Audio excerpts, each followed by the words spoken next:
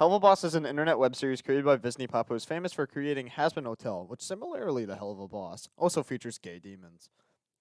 Ever since this show's debut, it has been insanely popular with many positive comments and reviews from many creators. I genuinely struggle to find videos criticizing the show in any way. That's why I've decided to make this video to discuss my views on Helluva Boss and its flaws. But first, let's start with the things I genuinely enjoyed about the show. Just to be fair to it, and I don't hate this show. I may criticize the show a lot in this video, but I genuinely I genuinely believe this show has a lot of potential, and that it is being criminally underutilized by Viziepop, and I'll explain why later. But why later. Now, for the first thing I like the voice acting. I think everybody on the cast does a very amazing job of what they're given. Even like the famous people, like everyone who isn't Brandon Rogers and Norman Reedus, even they do very stellar jobs at what they were given and like what roles they have.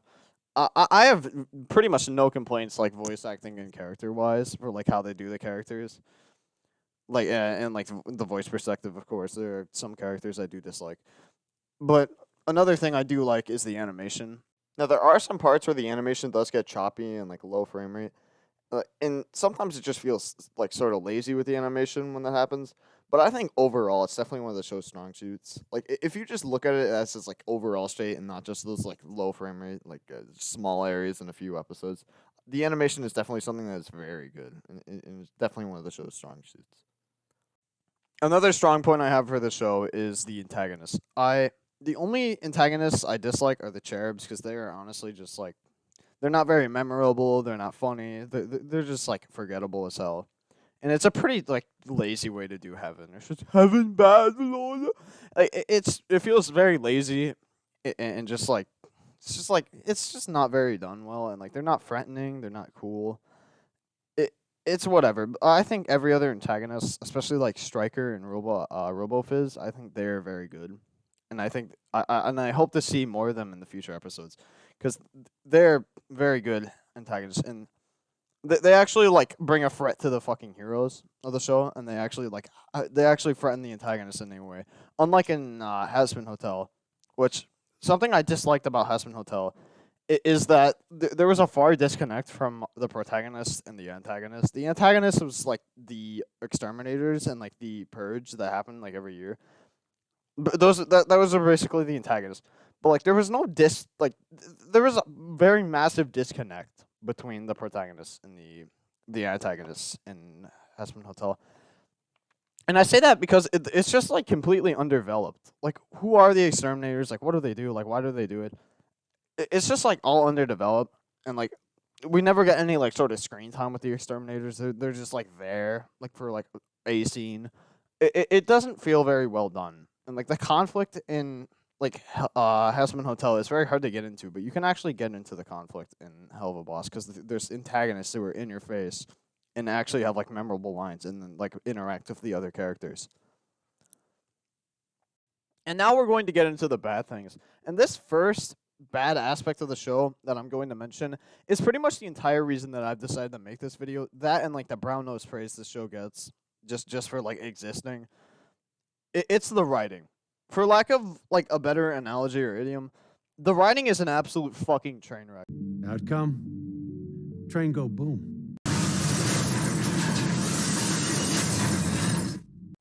Now, where or how this problem occurs, I have no idea. It's probably just like sheer laziness, or maybe just they don't have time to like do the writing after the animation.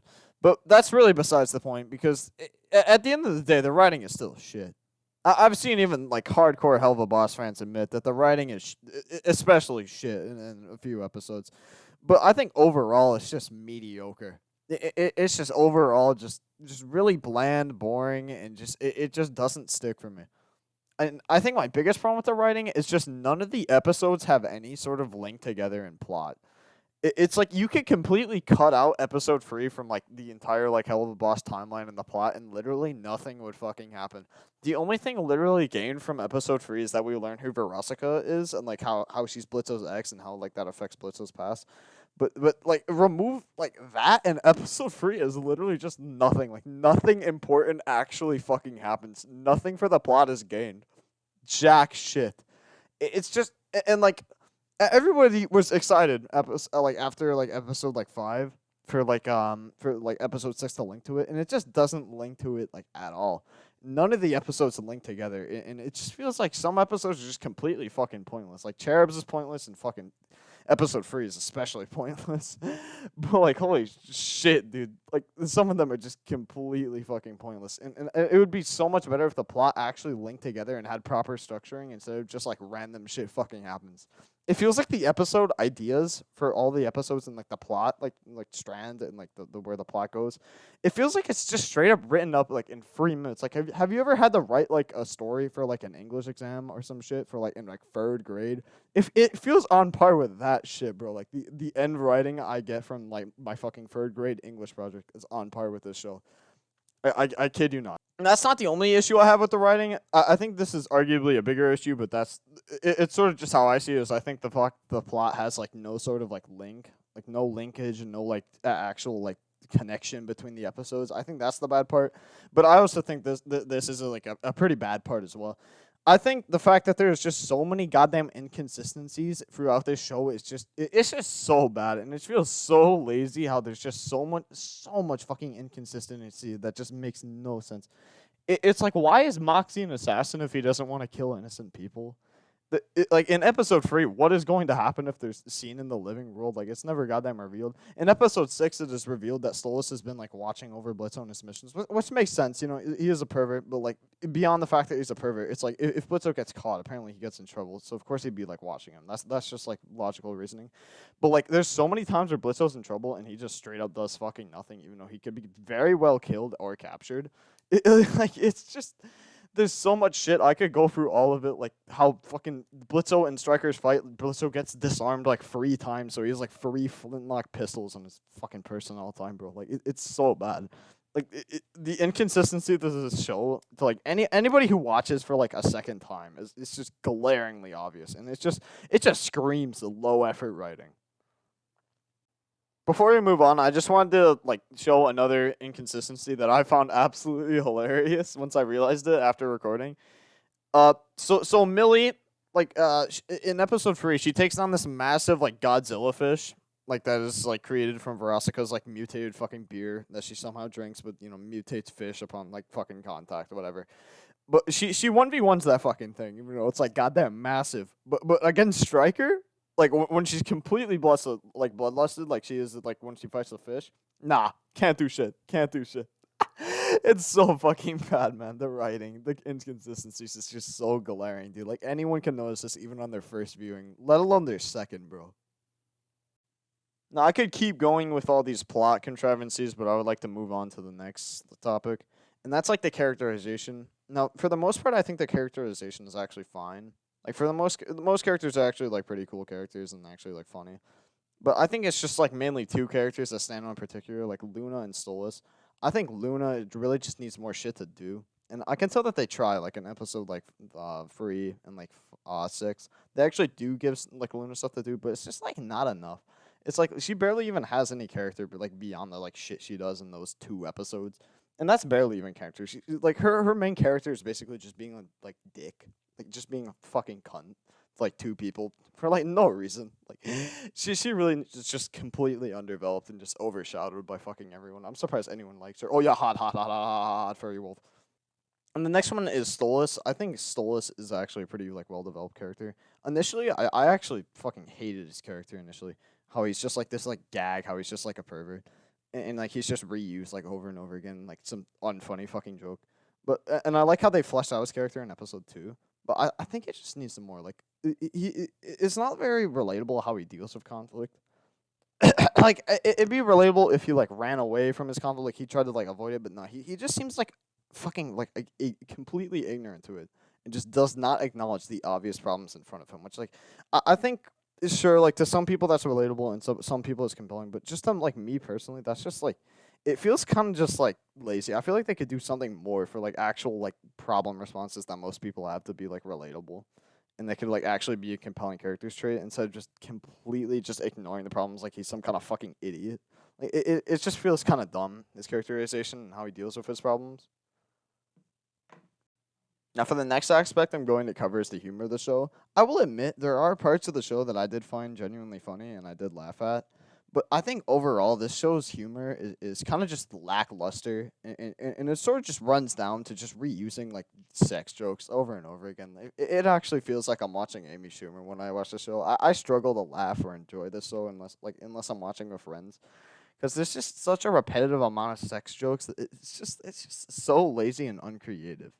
Like I'm not gonna sit here and say that like you can't like the comedy of the show and like and that it's like terrible beyond belief. Like to me personally, it is, and like the fact that they reuse jokes and it's just all sex jokes. To me, that's the bad part.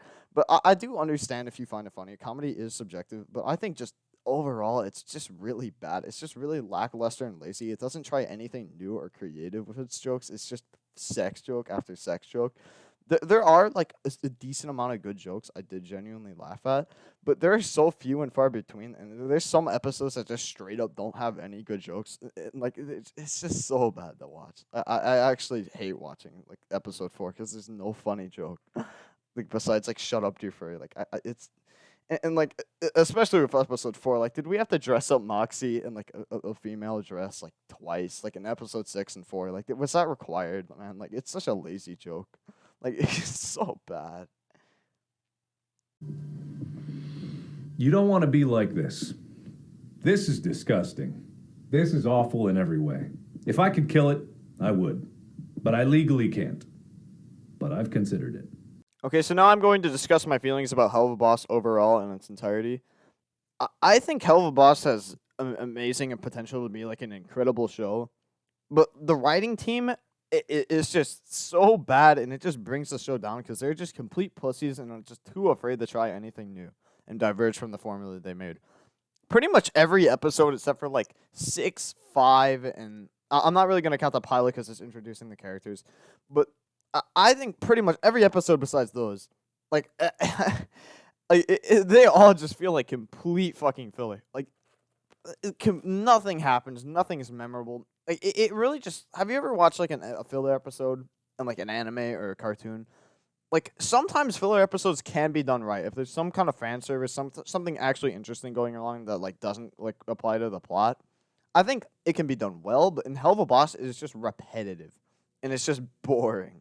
Like I care about the plot, not like some dumbass shit that Blitzo's doing, bro. Like I don't fucking care, dude. I want to further the plot, not this dumb shit that happens in 3 episodes that no one cares about. It is just it's so bad, the writing team.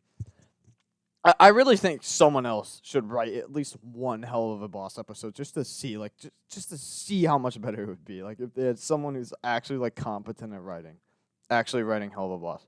It could be fucking amazing, bro. Like, it could be actually, like, top tier shit. But in its current state, the writing, to me, the writing is probably the worst thing about the show, but I don't think it's the only bad thing. It's not the only glaring problem. Like, the inconsistencies there, too. They're basically the icing on the cake. And the really mediocre and forgettable humor is on top of it too.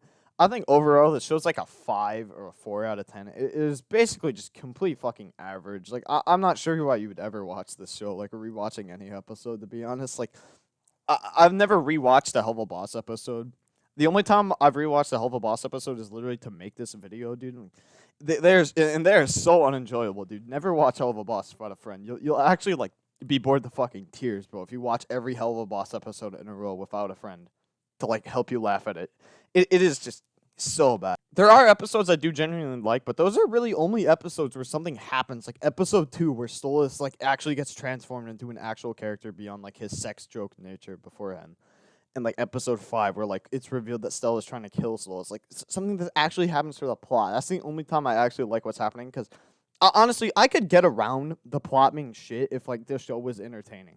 It's like it's a cartoon, right? The plot isn't everything. It's not like the big like make or breaker. I think it's a big thing for a show, but it's not like the worst thing ever if it's just mediocre. But everything else is just really bad. Like I can't lie, the humor is so mediocre. Like the creative ideas and shit. I think the characters are basically the only creative ideas besides the settings. But like everything else sort of just falls flat once the writing does.